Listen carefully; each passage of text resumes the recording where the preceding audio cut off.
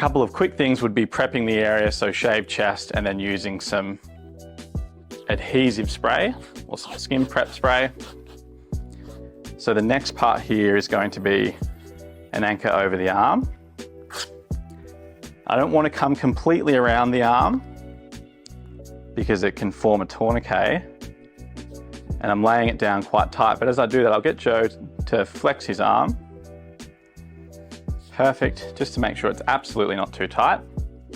However, for an anterior instability tape, I'm starting anteriorly, quite low, making sure that I'm getting across the anterior glenohumeral joint, coming right around and sticking that to the base of my anchor. You want to make sure that you're not getting any underarm hair. And I'll briefly show you why this works for anterior instability, because most of you will be aware, if Joe releases his arm, that this is the position of instability.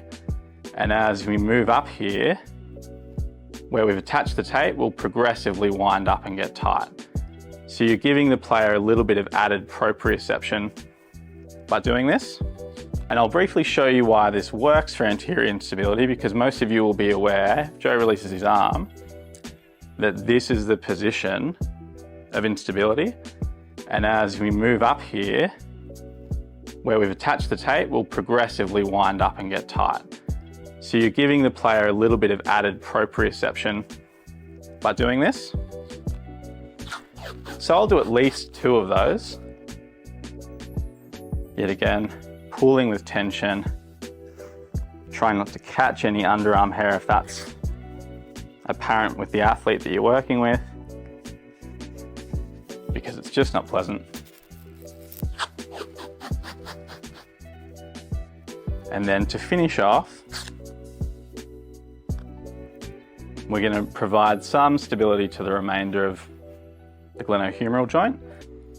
Now I'm going to demonstrate how I would tape an AC joint, which is starting from the humerus, a diagonal line going up, lots of tension pulling up because we're trying to hold the upper arm up near the shoulder girdle to help take tension off the AC. So I'd often do a crisscross diagonally, really pulling up 2 strips in each direction.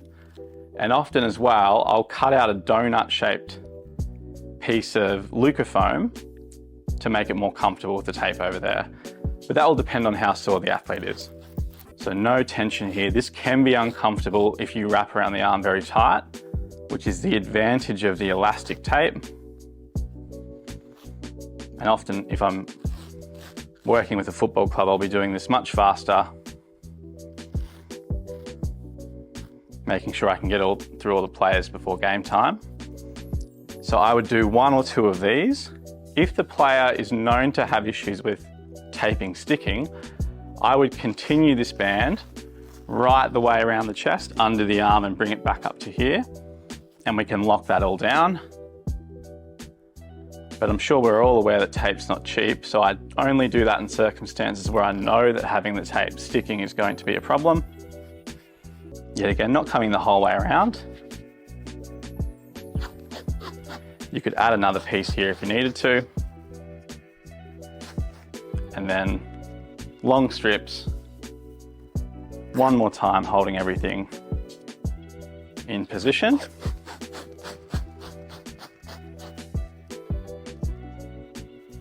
Making sure that you're covering the adhesive bandage that you've overwrapped with. And then the finishing step, to keep it all secure,